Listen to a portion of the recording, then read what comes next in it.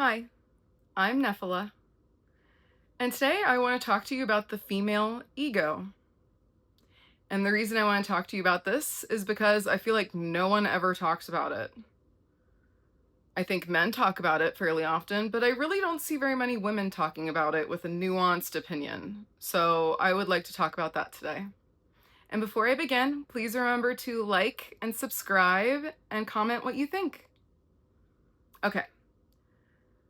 So the female ego or female hubris is actually kind of surprisingly not well defined. So someone in my comments pointed out to me that you can look up female hubris and nothing comes up on Google. And I was like, there's no way.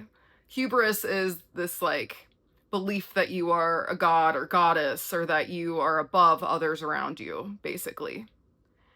And I was like, there's no way, because obviously there were people out here saying that they're goddesses and gods and whatnot, which I really don't care what people say about that stuff, but if they're treating others badly, that's when it becomes a problem.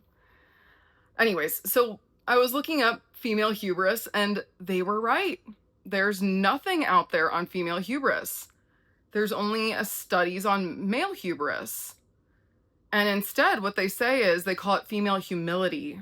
And this is all based off of a study that took place, I think it was in the 90s, I'd have to double check, but it was a while ago, where they found that women consistently undervalue themselves. So like they consistently say that they're worse at things than they actually are. And what they found was that it was the opposite for men. So men overestimated their abilities on average a lot more than women did.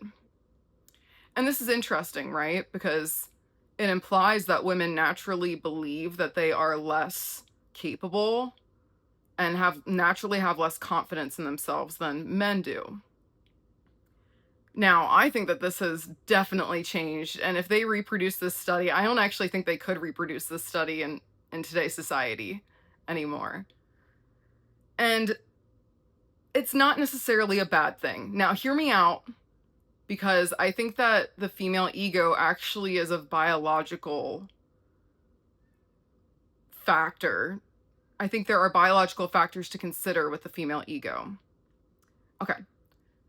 The reason that I think this is important is because we have to remember that women are the ones who carry the children, and we put up a significant reproductive cost and risk when we reproduce. So not only do we become super vulnerable when we're pregnant and have an infant, we also have a really hard time finding our own resources because we're literally attached to an infant.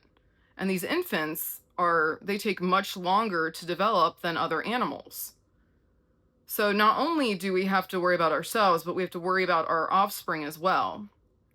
And in terms of evolution always rewarded those who survived and were able to reproduce.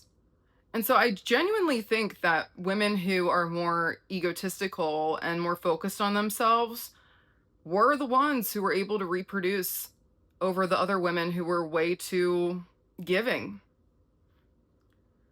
And I think that this also has continued to evolve, and that like I think back when women stayed home in the house and the man provided for her, and she stayed at home and took care of the space at home and her children, I think having an ego about your own space and your own children actually pushed a lot of families to do better in the past, and it actually pushed a lot of men as well. So like having a woman who is like, no, this isn't good enough for me, I need something better, I think that that genuinely inspires some men.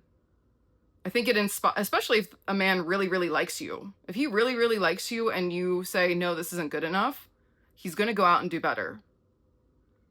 So I think that there is actual value in the female ego, that I think that in society we have to recognize that this ego is actually good.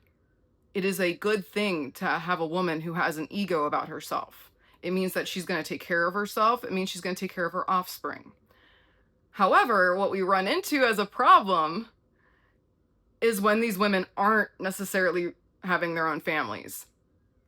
When these women aren't, using it to improve a man or improve society, when they're just focused on themselves. And also, I think a part of this too is when they get their validation from men, like a bunch of men online, I think that also changes something psychologically for them. It's not the same validation as watching a child grow up in a beautiful home. It's not the same, like, validation that it used to be. So I think that what's happening currently is that women's egos are being fed in the wrong ways.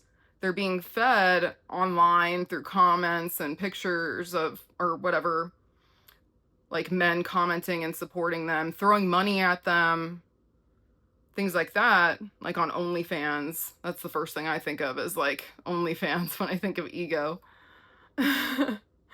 But, and you know what? Get your money. I'm not saying anything against that. Women should get their money however they want to get their money. I'm not saying that they shouldn't. But I am saying that we have to be careful of our egos, because it's very easy for it to get out of hand. Now, something I think that's important is having a level of humbleness with it too. And that is what's lacking, I think, right now in today's young women, is this humbleness. And what's crazy to me is that I think this humbleness comes in when you do have a family, when you do have a child. I think that women are often most humbled by having an infant and having to do all the things that mothers have to do. You know, like, it's not glamorous having a child, and it would force you into reconsidering how you view yourself, your ego, and your interactions with the world. But since women aren't having children, what we're seeing is rampant ego everywhere. We're seeing it in dating. We're seeing it in conversations. I'm seeing it in women in, like, friend groups. I'm seeing it at work. Like, ladies, our egos are a little bit they've gotten out of hand. I'll just say that. I do genuinely think that things have gotten a little crazy. But I just wanted to make this video to point out to people that our ego, our female ego, is actually biologically important, and it has served roles in the past. However, just like anything biologically, really, once it goes out of equilibrium and shifts way too far to one side or the other, that's when we start having issues. So I think the goal for women in the future should be to balance their ego. Now, the other thing is that having an ego as a woman is financially beneficial to women. It is beneficial as a woman to have an ego. And it is difficult to develop humbleness. Honestly, the only reason that I view myself as humble is because I went through graduate school. I went through the process of someone literally, my PhD advisor, literally deconstructing every, like, worldview and thought I had about science, deconstructing how I viewed the scientific method. He literally, and he did it in front of my other group mates. And so when you have to go through that and then rebuild yourself, you see your flaws a lot easier, and you can take your flaws and integrate them very rapidly. I think I'm great at doing this. I do genuinely think that these comments help me, and it's changed the direction of my channel completely. My speaking's gotten better. Like, I'm very aware now of what these videos say and what I'm doing. And that wasn't the case even a month ago.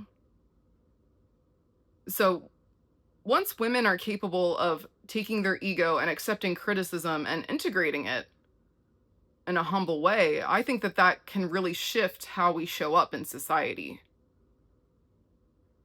So ladies, check your ego today. And let me know what you think in the comments. Okay, thank you. And I will see you next time. Bye.